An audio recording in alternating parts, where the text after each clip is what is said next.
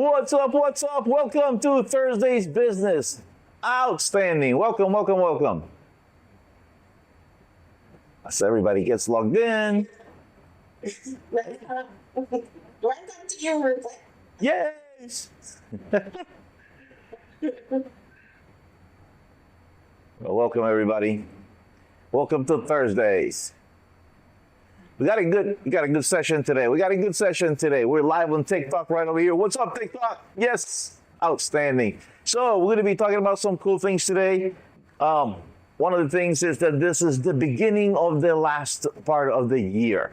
Okay, we're in the last quarter of the year, for the Academy-wise. So we're going to look at September, October, November, and then towards the middle of November, this is when this trimester is going to end. We're going to be done with our 90 days or 12 weeks. And then we're going to go into our winter break, which we call it Christmas. All right, and then we're all good. Has anybody got great, exciting plans for Christmas? Who's got exciting plans for Christmas? Let me know. Go ahead, open your mic and share your Christmas plans. Go ahead, Miss Jackie. What are your Christmas plans? Was thinking of visiting my sister in Barbados. You're going to go to Barbados for Christmas? I would like to. Wait. No, what? You would like to, yes or no? Are we going? Yes. All right, good. All right, you're in control. Nobody else is. All right, outstanding. We got Miss AJ's driving. Do not look at the phone, and she does that. Okay, exactly what we tell her not to do. Okay, so outstanding. So Barbados for Christmas. That sounds cool. We spent Christmas in Colombia last year, but I think that this year we're going to stay put. Okay, so that's a good thing. Anybody else got plans? Great plans for Christmas? Let me see.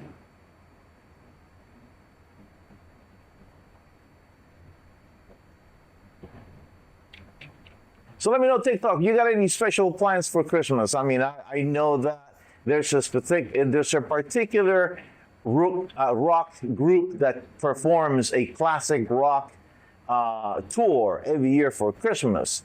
And they're called the Trans-Siberian Orchestra. Maybe some of you have heard of them, So anyhow, we will be in... they're right here at Tampa, Florida, and they do a tour to the United States. I believe they have two different bands. And they end their Christmas tour right here so they can take the Christmas break, and then they continue their United States tour. And they're called the Trans-Siberian Orchestra, and we're actually already got tickets for that. This is something that we've been doing for years as part of a kind of little Christmas tradition. Last year, I was in Colombia, so I could not attend, but I still bought tickets because it's something that we do every year. So they all went to a charity. Anyhow, again, the rest of the family went. Right. Miss Christine, how are you? I'm good, thank you. Good. So we're talking about Christmas plans. What are your Christmas plans this year? I actually have none. Here in November, but I have no plans for Christmas. We have plans to make birthday. Oh, nice. All right, outstanding. Well, folks, let's get started. One of the nice, beautiful things about us being here in the Academy, let me get this thing going over here. Hold on. We got more people coming in. Recording in progress. All right, outstanding. Welcome, everybody. Welcome to Thursday's Business Building. One of the things that we're going to talk about this is the last quarter in the Academy for 2025. So for you, what does that mean? That means that this is where you get to actually take control, ownership, and level up of your business. All right. So what I'm going to be talking about today is a couple of different things. Strategies to crush 2025. You have no excuses to be unprepared for anything. None at all. Listen, we all know what can happen, so we need to always prepare for the worst. But while we do that, we're also preparing ourselves for success. All right, a couple of things that we're going to be doing, and some of you have been invited to attend this class today. To be here with us. Some of you are from our other program, our Accelerate program, and this is just a special invite for you to let you know that this is some of the things that we're going to be doing in the Incubator Plus. if you're watching this in repeat and not in live, you're also going to understand that we get to level up on the Incubator Plus, the AR, and this is exactly what we're doing today. We're leveling up because one of the things that we want to do is we want to make sure that we stay put. So what are we going to be talking about today is that we're going to be talking about how to, or what is necessary for us to rewrite our DNA, or your DNA in specifically. Okay, how do we do that? Okay, interestingly enough, recently I had an opportunity to participate in a mastermind with Dr. Benjamin Hardy. He wrote a book a couple of years ago, and that it was titled 10X. It's easier than 2X. When you always say that we want to scale, we want to grow our business, listen, honestly, it is a lot easier for you to be able to 10X your business than it is to just double sales, because it takes the same amount of effort. But then what he discovered, as he's been working with people for the last 5 years in that particular program, was that there is a particular science to scaling a business. Okay, and there is. So a 10-year goal can actually be achieved in 3 or much more or less. Because why do we do that? Because we are able to focus. When we focus in really what we want, we get to remove everything else out of the way. So what are those critical steps that you really need to dominate in order to reach your goals? That's what we got to focus on. So that's how you get to rewrite your DNA. And interestingly enough, one of the things that Dr. Hardy was telling us in the mastermind that we were in with him privately is that a lot of times we get focused on what we call our past. Okay, and then we have these 3 circles. This is going to be our present. And then we have this the big circle over here at the end that is called, and let me see, you guys got it right there. All right, so you guys, what we call the future. We normally think that our past dictates our present and that our present is going to actually dictate our future. Well, let me tell you something. Importantly enough, and what has been discovered is that our present is actually what gives meaning to our past, and our future is what's going to give meaning to our present and is going to give meaning to our past. So when we focus on our future, what is that one thing that we're really looking for? The one thing that we're really after? Okay, in our future is actually going to tell us how we need to behave today and what the actual real meaning it is of what happened in the past. And why is that? Because when we look at the past, we say, oh my God, well, maybe my parents were this, or maybe this happened to me in the past. And because of that, I am this way. You know what? That's when you're allowing something from the past to drag you back there and keep you stuck there. But when you look at the future and you say, this is who I want to be, this is who I want to become. If that means that I got to learn a new language, just because I didn't learn it in the past or today, it means that I got to focus on learning that language in the future. It also means that because maybe my parents were, or did this, or I grew up in a particular country, or I grew up on the wrong side of the railroad tracks, it doesn't matter. Okay? Because ultimately, whatever it is that you want in the future is going to dictate who you want to become. So we don't chase goals, we chase our new us in the future. That is exactly what we want to do. All right? So I want you to stay focused with this. I want you to stay focused on who it is that you're really looking to become. Because that's it. You're looking to transform yourself and then the next person. So when we look at this, and we look at rewriting your DNA, that is exactly what we're talking about. We're looking at the future, who it is that we want to become, so that then we can go ahead and today transform ourselves in that person in the future. Right? Then change your life. Because when you're focusing on your future, then what's going to happen is that you're going to be able to change your life. Sharpen your mindset. Oh my God. Listen, let me tell you something. What is the difference between somebody who's wealthy and somebody who's not? You know, it was back in the early 1920s when,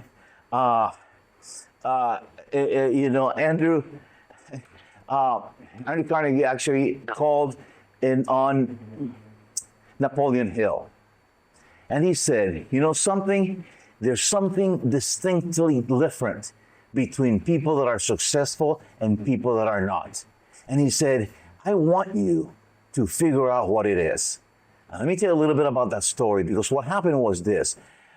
Napoleon Hill was a reporter. He actually handled, the social media column in the Virginia Mountain Post, a newspaper in West Virginia. And one of the things was that he had this particular interview, with Andrew Carnegie. And then he said, It was only a 30-minute interview. He ended up staying there in the estate for 3 days. And Mr. Carnegie got such a good liking of Napoleon Hill that he said, I'm going to give you an introduction letter for your very first interview. And I want you to take this into your own hands. And it took him 20 years to complete the study of interviewing all the wealthiest people that existed, because he needed to find out what were those traits that made some people successful and some people not successful. So when he went after that, he found out that there were 17 very specific traits, and one of them was a burning desire to succeed. Isn't that interesting? That if you have that, if you have a definitiveness of purpose, in other words, you have a goal, exactly what we're talking about, rewriting your DNA. If you know what your definitiveness of purpose is, and you have a burning desire to achieve it, there's nothing that can stop you. A book that he wrote later, Napoleon Hill later wrote a book, and I actually recommend everybody get it, which is called Outwitting the Devil. Okay, I keep 3 copies, one with me, one here in my studio, and there's another one in my desk. It's full of notes. I actually even broke it down. Actually, I got this from a friend. Okay, we broke down the different traits, okay, that he's talking about, because in this particular book, and let me tell you an interesting story about this book. This book was just published 14 years ago, even though it was written in 1928. Now, why was he just published? Because when Napoleon Hill first wrote it, remember, he interviewed a lot of people. So he interviewed the devil in this book, and he asked them questions. Why? Because he had already interviewed over 2,000 people that have been broke, mentally and physically broke. So he knew exactly what's the thinking of the successful people and what is the thinking of those people that follow failure. And he said, there's something here. And in his way of writing, it was always interviews. So there was a particular case where the devil himself was going to be interviewed. But he had to make an agreement that he will answer truthfully to every question that was asked of him. And one of the things that he said is the people that he cannot control are those who have a definitive purpose and a burning desire to succeed. He says, those are the only people that I can never control. He says, because I can't. There's the 2% of the population. Oh, those are the thinkers. Those are the ones the school system hates. Yes. Oh, we're going to talk about that, but that's a side way, and then we can do another video on that. But anyhow, let's talk about this. So when you have this, when you have sharpen your mindset, which is what Napoleon Hill discovered, that people that had a sharp mindset and they were focused were those that are going to be successful. So you that you're here right now, what is your definitive purpose? Go ahead and put it in the chat. What is the definitive purpose? Where is it that you want to end up at the end of this year? Go ahead, give it to me in the chat. Where do you want to end up at the end of this year? I want you to take a look at it. I want you to analyze. So where you're at today, and say, man, this is where I'm at today. This is where I want to be. Because wherever that jump is, and I want you to make it an impossible one. I want you to look at that and say, you know, can I realistically make this? No, that's crap. I want you to write down your goal, and I want you to say that if I'm here today, and this is where I want to be, because that's going to dictate what the next step is going to be. That's how you change your mindset. That's how you change your DNA. Okay, go ahead, give it to me in the chat. I don't see it. Let me see. Do I see it? Yes, I see some people here. Okay, mindset and discipline. Right. Well, but okay, tell me your goals. What are the goals that you're trying to reach before now and the end of the year? Okay. So while you guys are putting that on there, let's take a look at this. Okay. Learn a new skill. What is the skill that you got to learn? Oh my God, I'm going to tell you what. Once your mindset is right, we're all business owners here, right? Are we all business owners here? Let me see, raise your hands. Are we business owners? Yes. Okay, perfect. So we are business owners, all right? Excellent. So as business owners, what is the primary skill that we got to have? Let me know in the chat. What is the primary skill that we got to have if we are business owners? Okay, let me know in the chat. That is the primary skill that we must have. Sales, that is correct. Sales. You know what? If you learn to sell, you will become a millionaire. Now, how many of you would like to become multimillionaires? Let me know. Oh, love it. You know what skill you need to learn now? You need to learn to close. One thing is to sell and one is to close. Now, a lot of people sometimes say, I don't know. I think that sales are so icky. If you change your mindset, you will change your life. if we have something that can actually benefit the person that we're speaking with, that is in front of us, we have a moral obligation to make sure that they know that they can get it from us. Okay? And that's how we need to approach that.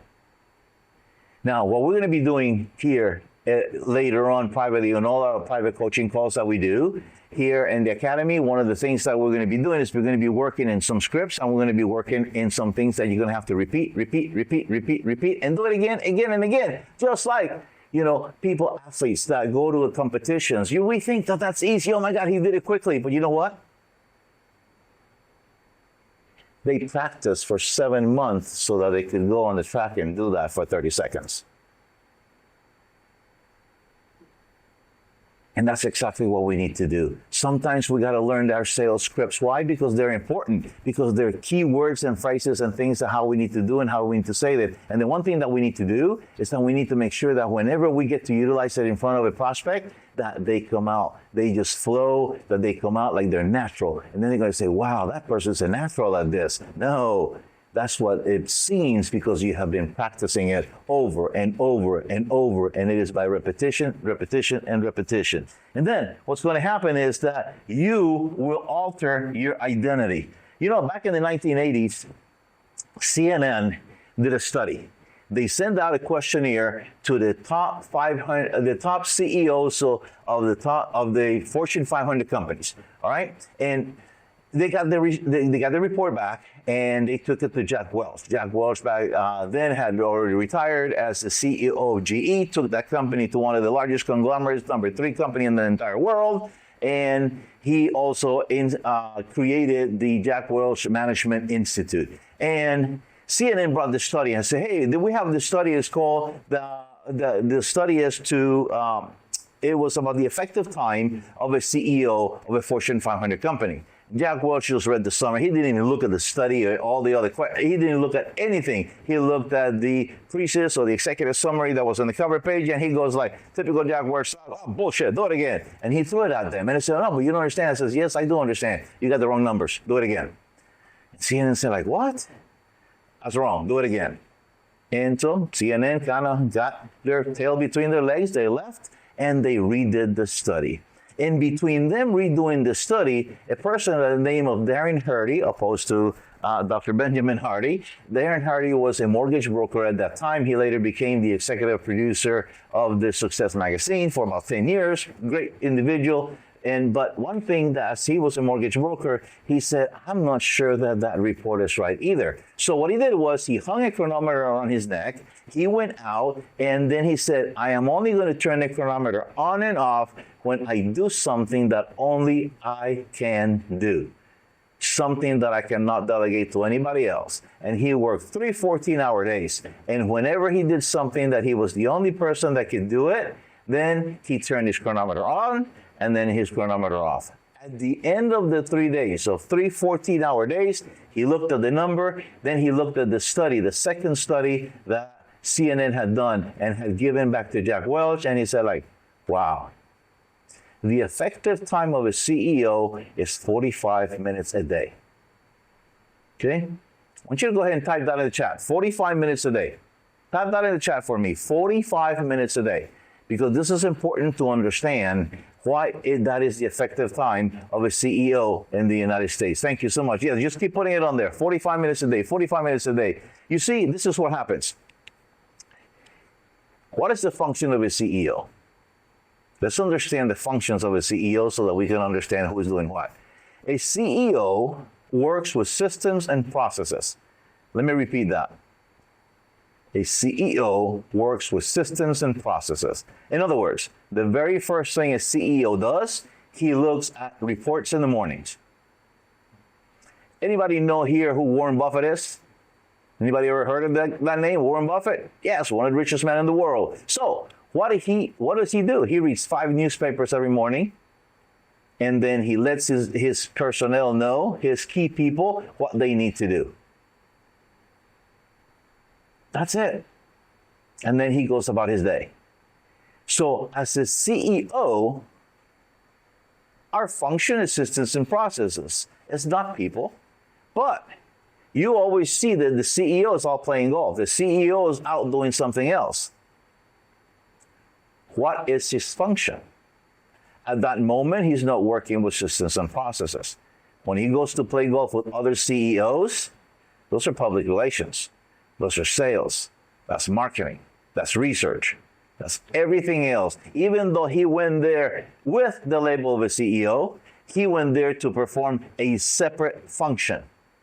And that is what we got to understand. So right here, when it says that, you're going to alter your identity, you're going to alter your identity because you are going to be changing in who you are throughout the day, depending on what it is that you're doing. Okay? And once you master sales, 100%, sales will fix all your income problems, every single one.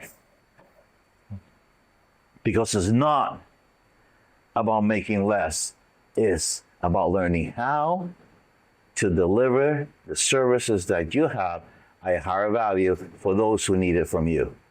And if we don't learn how to let other people know that our services are actually what they need, then shame on us. Because we are creating a disservice to them.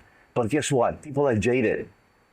They have gone through so many things out there that they're kind of jaded right now. So we have to learn to better communicate ourselves. We have to learn to better communicate what it is that we have for them. Okay? And the one thing that we got to do is when we're here, okay, especially here in the academy, is we got to think of ourselves of like, let me do this. Let's think of ourselves as a seed. Okay, so let's just say that what I got right here is a seed. This is us. Okay, this is us right here. And we're going like, okay, if I want to master or I want to learn something else, okay, what is that one thing that I got to do? Okay, so the one thing that we have to do is just like a seed. Okay, this is us and this is a seed. Just like a seed, we got to make a decision. Now, what is the difference between a decision and choosing? You get to choose or you get to decide. I love this part. Choose is because you can go two different ways. Once you decide which way you're going to go, decide means that you have to cut. Okay? And get rid of.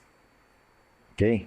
So that means that once you make a decision, this is the way you're going to go. So when you decide that this is going to be the new you, when you decide that you're going to change and you're going to become the actual business owner that you are, that you're going to grow your business, you're going to multiply the revenue in your business, that means that you got to get other people to do other things. You are going to focus on the systems and the reports that come to you every day from the other people that work in your team. So you get to grow a business. Now you become the CEO. Now you start making a little bit of different decisions. But in order to do that, it means that we need to decide that that is what we want to do. And when we make that decision, the one thing that's going to happen is that we need to, let's just say that we're going to bury ourselves. Okay, we're going to have to get down, and take some time to learn. We're going to have to take some time to listen. We're going to have to take some time to study. So just as a seed that buries itself underneath the dirt, we need to start growing some roots. And that's going to be some sales training, some marketing training. We're going to have to learn how to do different things. We're going to have to create some SOPs so that we can delegate some of the authorities. Because before we can start to grow and become a tree, and that's the tree that's going to bear fruit for all of us, okay?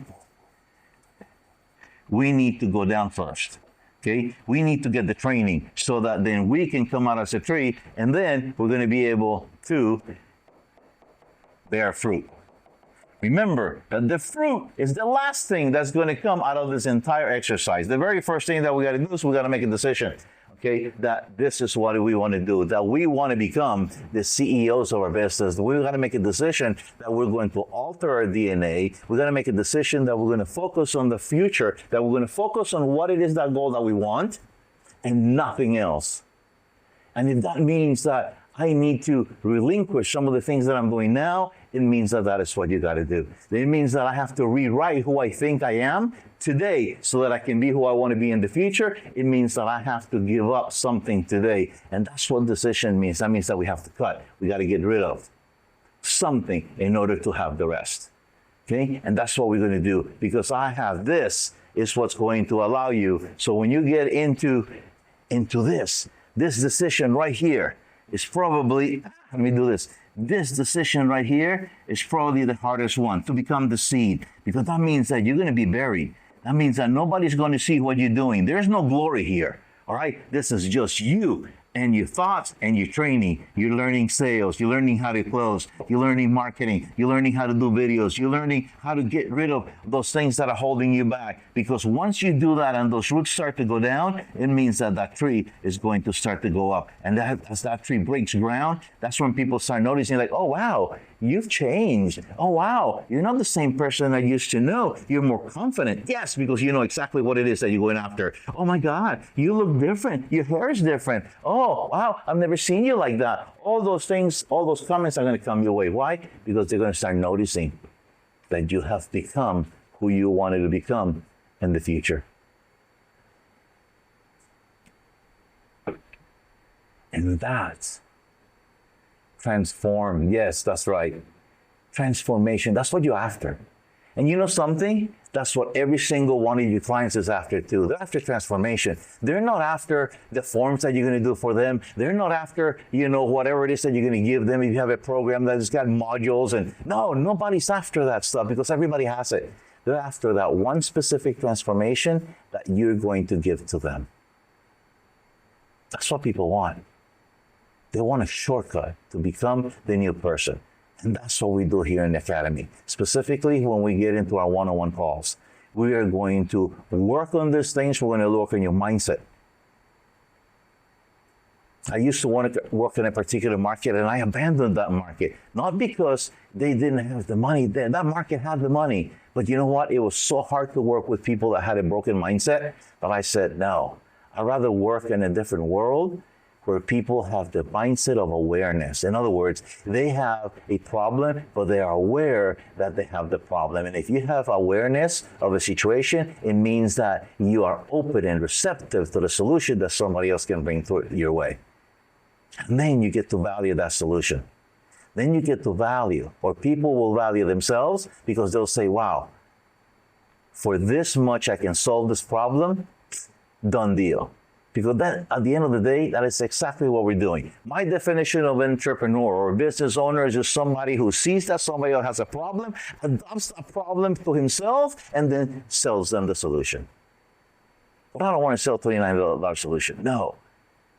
I'd rather work at a different level and solve a bigger problem. I'll let somebody else sell all the $29 solutions. I sell the multiple of thousands of dollars solution, because I'm going to give you a shortcut or a short path. If I can show you how to generate $20,000, $30,000 a month in your business, is that worth $5,000? Is that worth $10,000? When you look at, see, if I give you 10 and I get 30, that's a no-brainer. And that is exactly where you need to position yourself. That's where you need to position your solution to your clients. And how do we do that? We have specific phraseology, we have specific words, we have NLP, neuro-linguistic programming. We can use specific keywords when we present our offer. And how do we bring them closer to saying yes? We do that through our presentations, and we can do that all day long. Now, one of the things that I do, one of the things that we talk about is that we are going to redo our schedules. One of the things that I learned from Dr. Hardy was this. If you redo your schedule, for example, I used to do, and maybe some of you, let me know if you do this or not, okay? When you make appointments for people, do you leave a buffer between appointments? Who leaves a buffer between appointments? Let me know in chat. Who leaves a buffer between the appointments when you're having appointments in your calendars? Okay? Yeah, I used to do that too. And then I stopped. And now what I do is I used to leave that buffer between appointments, and I used to tell myself, oh, so that I can sit down and take notes, and take a breather. No. You know what? That is the biggest killer of your business. I learned to take notes as we're having the conversation. And I'll let the person know, hey, listen, I'm taking notes so that we know exactly what's going on. So I'm taking notes as we're having the conversation. So if we are on Zoom or on camera, they're going to see the top of my head because I'm looking down and I'm taking notes. Okay? But I told them that from the very beginning. And then what we do is this. As soon as that call ends, we jump right onto the next call. Why do we do this? Because first of all, now we're forced to take notes during the call. Now we're more attentive of what it is, and we're totally focused on what we're doing. I took my calls from 45 minutes to 30 minutes. Now we are on point, and everybody knows it. And then guess what happens? When the 30 minutes are up, boom, I'm on to the next call. And that means that my frame of mind is on this particular thing. So I do only intake calls on Mondays and Tuesdays. That's it. My intake calls are on Mondays and Tuesdays. Why? Because I have meetings on Wednesdays to resolve those issues, and then I have a second meeting with all those prospects that I spoke with on Mondays and Tuesdays on Thursdays and Fridays so I can close the sales. So Mondays and Tuesdays, we do the intakes. On Wednesdays, we consult. You have office hours to bring those questions about your clients. And then on Thursdays and Fridays, we book our second calls so then we can deliver the solutions, and then we can close the sales. So once I did that, I actually got one whole day free. Once I redid my schedule, I got one whole day free. I couldn't believe it. Of course, I had to, I had some things already on the books and the schedules, and I was able to reschedule some of them, but then it brought me all the freedom that I wanted to, and my business started to grow. Why? Because now I was in control all the time. So I want you to think about that. I want you to do that. I want you to take a look at maybe doing all your intakes on Mondays and Tuesdays, very specific hours, 30 minutes, I'll ask all the questions, go through those of you who are in the Incubator Plus, go through module 3A and 3B in the Incubator, learn how to use the 6 boxes. Okay? Memorize those boxes, memorize those questions, repeat them time and time and time again. Because once you have those from modules 3A and 3B, you're going to master this whole thing. You will be able to get done on your initial calls in 30 minutes. Okay? And then you schedule your follow-up calls on Thursdays and Fridays. And that's when that's when your money's going to come in, Thursdays and Fridays. But doesn't mean that you wait until Thursday and Friday to start your sales. Your sales presentation starts the moment you answer that call on the very first call. Okay? Because you're already positioning yourself with your market. So that's what we want to do. You want to make sure that you prepare yourself for success.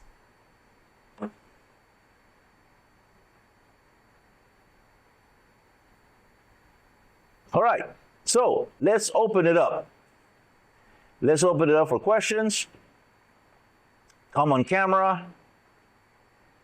Take at the bottom of your screen, you have a little react button, a little react heart that gives you to raise your hand. Bring your hand, bring it up to the top left-hand corner of my screen. I get to call you in a particular order, and now we can open it up for questions and answers. This is the preview of what we're going to be doing for the next 3 months as we complete this quarter for the end of the year. We're going to be having our own private calls. We're going to be talking about different areas of wherever you happen to be in your business. And then we're going to make sure that for those of you who are just joining us in the Incubator Plus, we're going to be working through some sales scripts. Because the very first thing that we need to do is we need to get sales. Once we get sales and we got people coming in the pipeline, then we can start looking at who it is that we're going to hire, that we're going to be able to bring somebody into our group so that we can start delegating to them what it is, the things that we need to do. So we're going to focus on growing the business. We're going to focus on becoming the CEOs. We're going to focus on doing the sales. We're going to focus on doing the marketing, and then passing all the work to somebody else that we're going to bring into our firm to grow. Okay, that is how a lot of our students that have 6, 8, 12, 14, and 24 employees, that is exactly what they have done. So now let me ask you, which one of you is ready to manage 12 people in your teams? How many of you are ready to manage 12 people in your teams? Huh? How many of you are ready to manage 12 people in your teams? Absolutely. No, don't. I see a lot of nervous smiles. Okay. I see a lot of nervous. Oh my God! I cannot even manage me. You mean I gotta manage 12? Okay.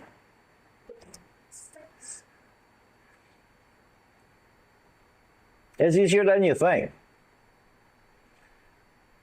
If you don't think that you can manage 12, guess what? Hire somebody that can. Oh, wait, what? One of the things that I love, and one of the things that I learned from the school system, which is so dumb, okay, honestly, guys, the U.S. school system is probably the worst thing in the world, all right? I hate it. Because I was homeschooled, I was educated in another country, and then I came here, and then I saw how stupid the people are that graduate from school here. I'm going like, what? Anyhow, so we'll talk about that later. But here's one of the things that I discovered, okay, that there's something called a SWOT analysis. What are your strengths? What are your weaknesses? It's kind of like, okay, what about it? Well, if you happen to be weak in math, we have to get a tutor for math. It's kind of like, no. What are you good at? Oh, you're good in music, and music has math in it, but that's okay. So, well, he's good at music, and he's good at something else. All right, good. Get him a music tutor. Oh, but he's bad at math. Let him suck at math. Who cares? When he makes enough money in music, he can hire the mathematicians. So if you have a weakness, hire your weakness. If you have a strength, focus on your strength. Make your strength your strength. And hire your weakness. So yes, as we look to grow our businesses, the one thing that we got to do is we got to look at what are the SOPs, what are the standard operating procedures, what are the instructions that we have. Have I done this particular thing long enough that I can record myself doing it so that I can create a training manual and hand it over to one of my new employees? So if I got to sit there and train somebody, you missed the ball. There's enough technology out there today that we can either hire somebody to train them or that we can record ourselves doing something that we do repetitively. There's a lot of softwares out there that will transcribe and will create screenshots and everything else for you to create an SOP so that when you bring somebody on board, you say, here, this is what we got to do today. You give them a video and a manual. And they can train themselves to perform the function that you have done repetitively. And now you are free from that. You're free from the training. You're free from performing the function. We have an immigration business. Okay? I am the face of that immigration company. Yet I don't know what the forms are. Isn't that crazy? Ain't that crazy? I don't care to know. I am the face of the company. I do the marketing and I do the sales. I speak with the clients. Yes. I know what the outcome is going to be. Yes. I know what's necessary. Yes. I know how much it is. Yes. Once they say yes, and we send them the contract or the retainer agreement, I'm out of the picture. I have a client relations specialist that's going to contact them. I have somebody else that is going to be calling them to follow up. I got somebody else, when the contract is done, they're going to get assigned to somebody else. And then, they're going to be the ones that are going to be talking to them all this time. Or their secretaries to get everything that we need. I'm out of the picture. I don't do anything else. Hey, Ruben, about this forms. I don't know anything about forms. I'm not the peon. I don't know anything about forms. I'm the CEO of the enterprise. I delegate. My face brings clients in. Do you think that Bill Gates or Steve Jobs sat there and did all the programming and stuff like that? No. I think the only one that I know that actually did this is probably Mark Zuckerberg. Most everybody else, they just delegated. They were the face of the company. That is exactly what you need to do. You need to become the face of your company and delegate everything. For an example, if I charge $6,000 for a particular process, how much of that, put it in the chat, how much of that do you want to keep? Let me know in the chat. You have a $6,000 sale, a process. We are in the service industry, so we don't have widgets to sell. We're in the service industry. I charge $6,000. How much of that do you want to keep? Let me know in the chat. How much of that do you want to keep? Okay. 1,500. That's good. Yeah, I like that number. 75%. Actually, okay, that's good. 75%, 60%. So that's what I'm saying. Okay, perfect. Okay. I'll keep about 40%. That means that I'm keeping $2,400 out of every $6,000. I'll give the rest to my team. I mean, there's marketing, there's acquisition costs because it costs me to get that client. I have marketing, I have all those things that, cost of goods sold, so in the business, you're going to have cost of goods sold, you're going to have, labor costs, you're going to have all, you got an overhead, all those things need to be covered. Okay. So within that 40% that I'm going to keep, that's the profit. So that other 60% that's going out, that most of that's going to be to cover overhead, that's going to cover the marketing, the sales team, everything else. But guess what? A big chunk of that is going to go for the person that's going to be doing all the work. Oh, yes. They got to get paid, and they got to get paid well. Otherwise, they're going to leave you and go to somebody else. Once you find a good person, reward them. Reward them. Reward them greatly. There are times that you're going to get a complicated case that you want to give them a bonus. Give them more. You want to deep into your 40% and give them half of that, do it. Especially when the holidays come around. Hey, here's an extra few thousand, for your Christmas bonus. Because when you give and it hurts you to give it, then you're doing the right thing. Make it hurt. Because now you're truly doing the right thing. Take care of them. Why? Because they take care of your business. So I want you to think about it that way. I want you to go ahead and do that because that's what's going to feed your business. And now that means that you can go to meetings. Now you can go to more, Rotary Club, Better Business Bureau meetings. You can go to different places and do your marketing. Make sure that you wear something that has your brand. Make sure that you wear things with a logo. For example, I got some t-shirts that in the back, they say they have a QR code. They have a big QR code. This is funny. I don't have one here, but I have it next time. So I have a t-shirt that has a big QR code in the back. I wear them everywhere. And it says, do not scan. That's what it says at the top. What do you think people do? They scan. Why? Because it says, do not scan. So they land on a particular website, and there's a video on there on me talking. Like, really, dude? I told you not to scan, because they did what I told them not to do. So the video immediately engages them with what they should have not done. But guess what? I got them now. Because now they got to give me their name, they got to give me their information. Now the marketing starts. Okay? So you got to find ways. You're going to hand something to people, make sure that it's something of value. The business card has absolutely zero freaking value. It is money thrown out the window. A business card without a purpose. If your business card is going to have a purpose, make sure they have something in the back and the other side that is for them. Actually, maybe even both sides, only with courtesy off at the very bottom in small letters. Okay, at the calendar or something. If you are in the baking industry, make sure that that's a recipe or units of measure, how to convert one thing to the other. In the immigration field, how about if we give them the list of the forms necessary? Okay, for a particular process. Something that they're going to hold on to, not something that they're going to grab and throw away. So make sure that it has value for the person that is going to be receiving it. So everywhere you go, you hand these things out. Okay?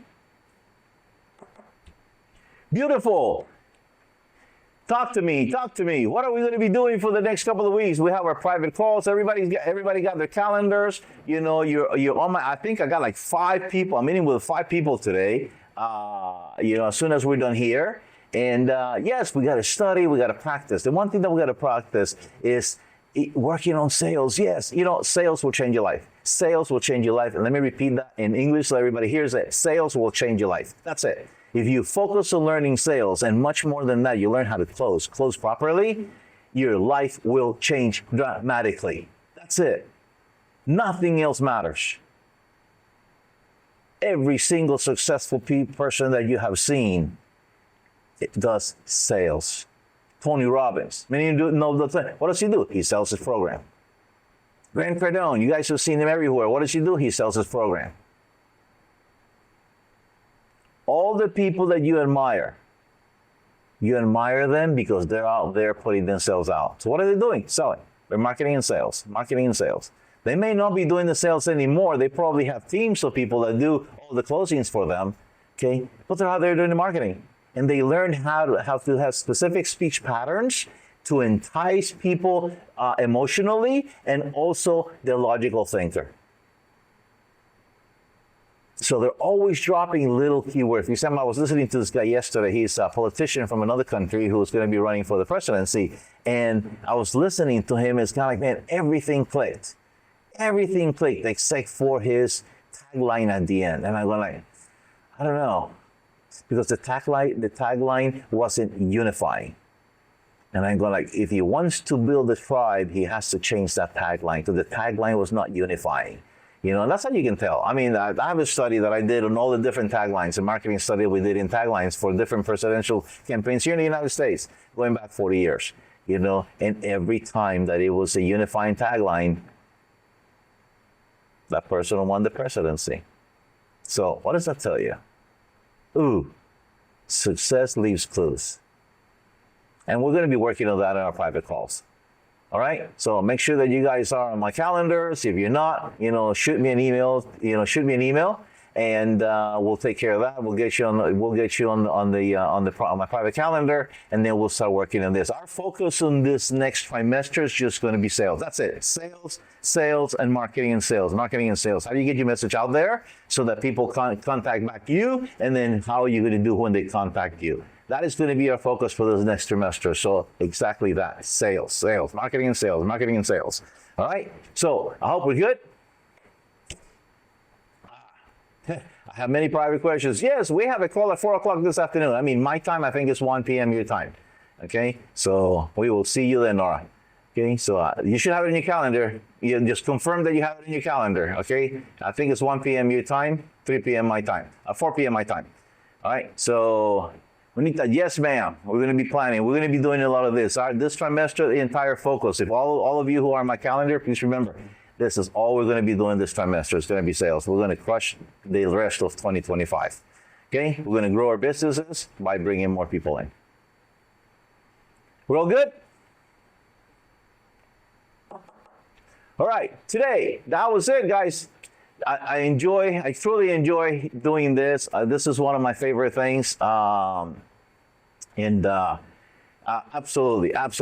And so for those of you who are in the Summer 12 or in Accelerate, okay, this is just a little preview of what we do on Thursdays. So once you upgrade into the Incubator Plus, then you're going to understand that you're going to be able to come here, and then you get on my private calendar on the bi-weekly coaching calls, and then we're going to help you grow your business from this point forward.